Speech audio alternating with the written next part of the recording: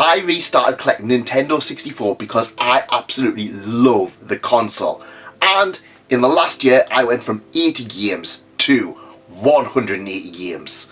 But somewhere along the way, building a full, loose N64 collection stopped being straightforward, and I started running into issues that I didn't expect. At first, collecting N64 was easy, but as time went on, things really started to change. New consoles entered the market, and CEX very quickly dried up. Retro game shops that had plenty of stock started saying, well, we can't keep them on the shelves, and I started having to rely on eBay to keep on collecting, which had its own fair share of problems. It also doesn't help that as time has gone on, I've also started considering, do I go for a full boxed set and not just have loose carts everywhere? Difficult choice. We'll get into that in a second. So why Nintendo 64? Well, it was the first console I was there for the hype, the launch, everything, and this was a console that was going to change things forever, or so the magazine said, and I believed in that. I believed in the titles that were coming out. I still remember my first experience playing Super Mario 64. Oh my god, absolutely fantastic. My jaw was dropped. I was playing at a stand in Comet or Curry's or something like that. I just remember playing it and looking up and just being like, this is the future. We had games. I still remember getting Ocarina of Time for Christmas. The hype being, oh, you know, it's going to be one of the greatest games of all time. And to me, it still is. But not just that. I had a lot of nostalgia with official Nintendo magazines and N64 magazine. A lot of the games I had a connection with through those magazine pages, just reliving that. And now I actually can afford it. I decided I was going to buy everything I could. So going from 80 to 180 games is a big jump. That's about a third of the entire Nintendo 64 collection. And I say a third, it's probably more than a third because, well, there's only about 240 UK PAL versions. And it's been an interesting pickups. Of course, we've had the racing games. The N64 was known for racing games, an absolute ton of them. Fighting games, oh my god, fighting games are just everywhere. And I'm going to be honest, fighting is not a genre that I love, but it's one that I have came to somewhat admire their attempts, at least anyway. We've had hidden gems, we've had a lot of the first party ones. Of course, I didn't have titles such as Kirby or Mario Party 3, which I now own. It's been an interesting one, and yeah, the absolute bulk has been the sports games.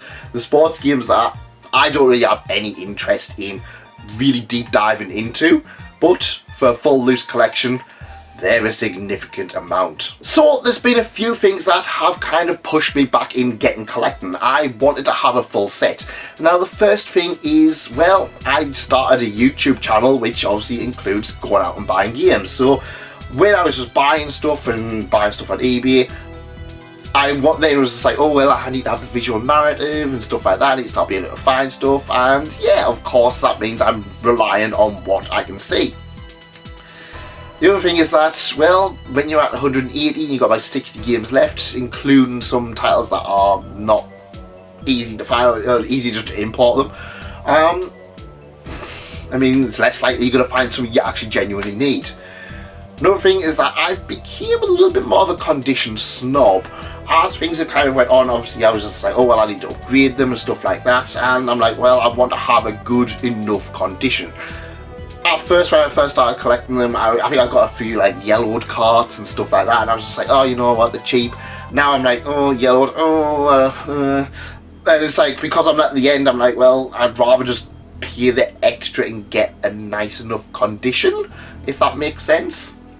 The big thing that changed everything was the analog 3D. Now I've got one, and it has changed how I play N64 games for the better. But it has triggered off a huge rush for people to go out and buy N64 games. I saw it coming, I knew it was going to happen, but I mean, a lot of shops I've tried to do now is just like, yeah, we can't keep them on the shelves. If they come in, they go straight out. And yeah, that's kind of making it a lot more difficult to find them. And it's also made me rely on eBay, which has been its own headache of problems. The other big thing has been eBay. And I like eBay. I like the idea of eBay. I've had so many problems though. I've had stuff where I've won the auction and they've just cancelled it. I think Star Wars Episode 1 Pod Racing, I got like an absolute perfect box for that with the game.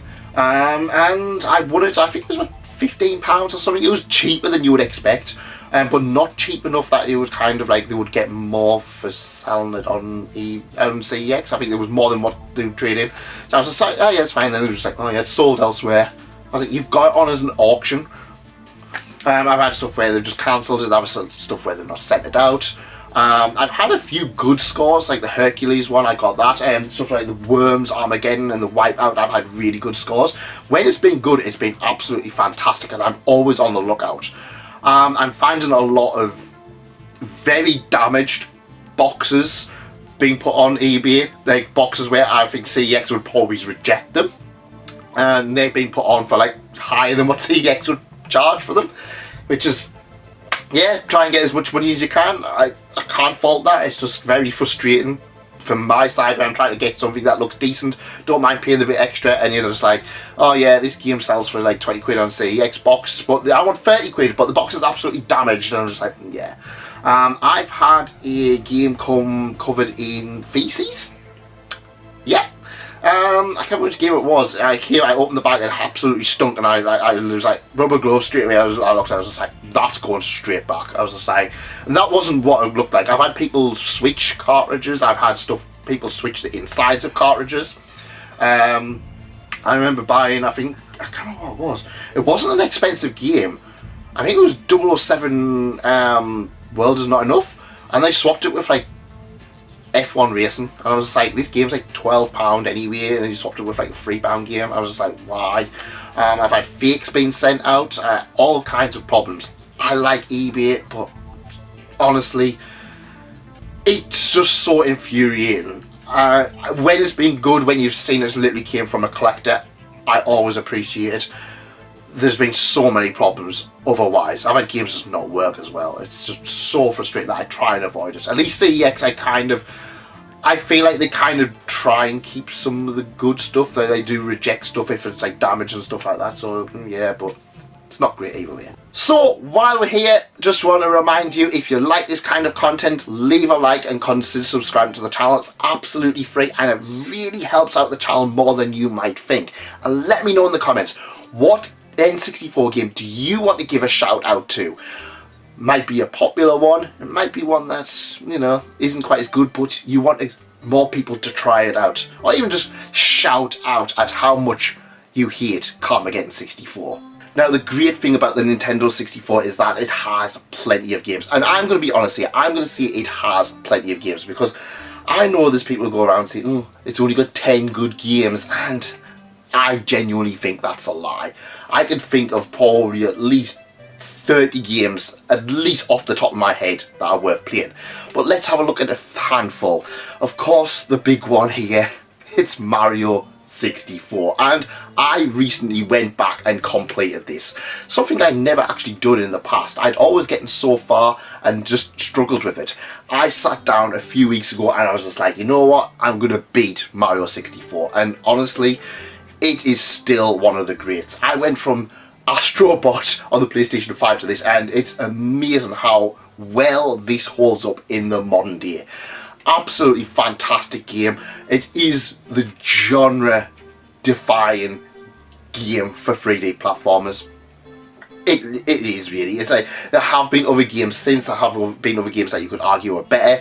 To me, I can't think of many other games that rival Mario 64 in just how big it is.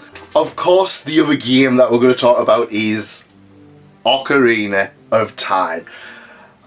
Zelda Ocarina of Time is still my favourite game.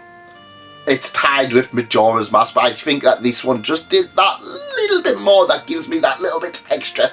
Oh, I love this game. The other game as well is Link's Awakening, which I have mentioned in the Game Boy video. But yeah, Ocarina of Time, that moment of stepping out into Hyrule Field. Of course, Mario was a big world even, but it was still very cartoony. This was a little bit, I wouldn't say realistic, but it still had its own theme, and the fact that you kind of started on in a Kokiri forest, which is still fairly big.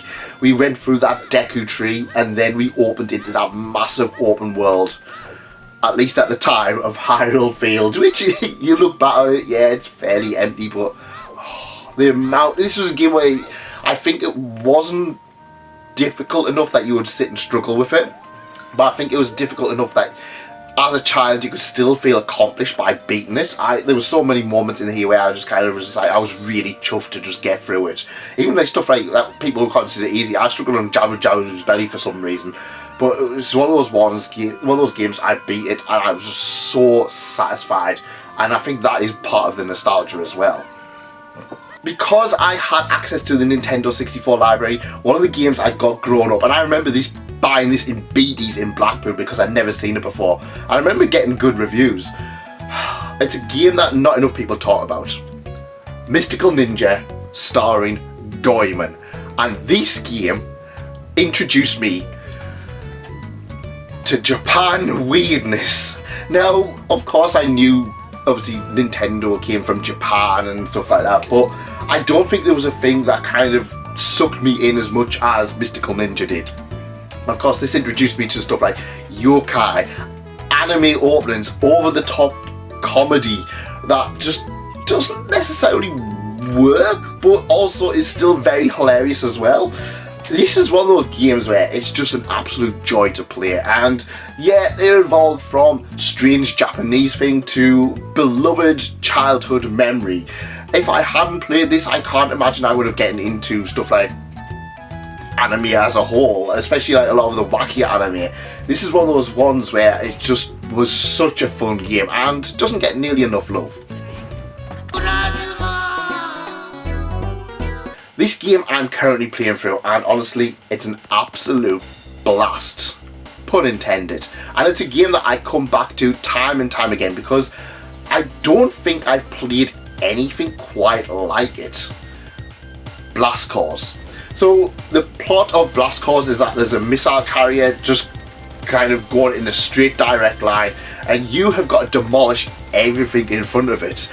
It's very easy to get to grips with, but I think is difficult enough to master. The backlash missions, Oyster Harbour, oh my god. It's one of those ones I can come back to and still feel challenged with it. It is an absolute fantastic title, and is one that I'm really looking for a good complete version, because this I think it was like Electronics Boutique pickup from back in the day. Yeah, pre-owned, you know, like £6 back in the day.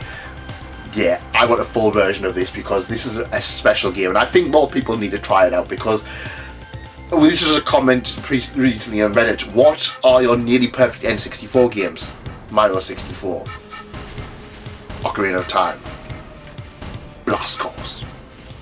And another one that I love but I don't really see much love for is Robotron 64. And this is one that I got when I was collecting back in the day. But yeah, it's been a really fun game. I love arcade kind of twin stick shooters, would you argue? I wouldn't say it's twin stick, it's obviously one stick, but yeah, it's very arcadey. It's literally the arcade game rebuilt as an N64 game, but I always have a good time with it. It's always one that I can sit down and just really enjoy. Some of the games I was really happy to pick up over the last few months include Lord Runner 3D, Tony Hawk's 1 and 2. Didn't even realise these were on the console. We didn't get free over in the UK, sadly.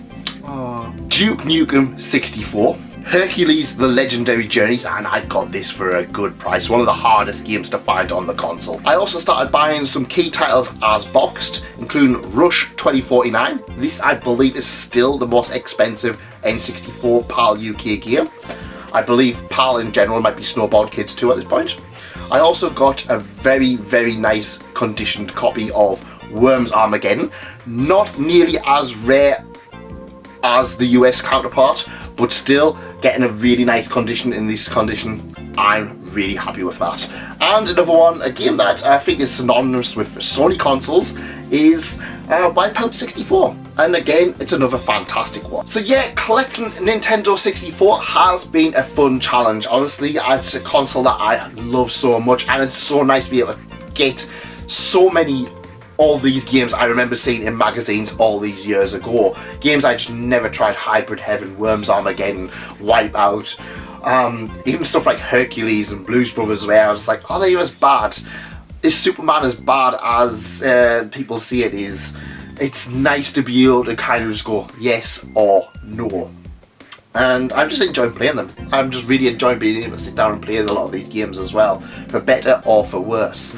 But let me know, what do you guys think of the N64, and are there any N64 games that you want to give a shout out to? It could be your favourite one, it could be an underrated gem, or just shout into the void at how bad South Park Chef's Love Shack is.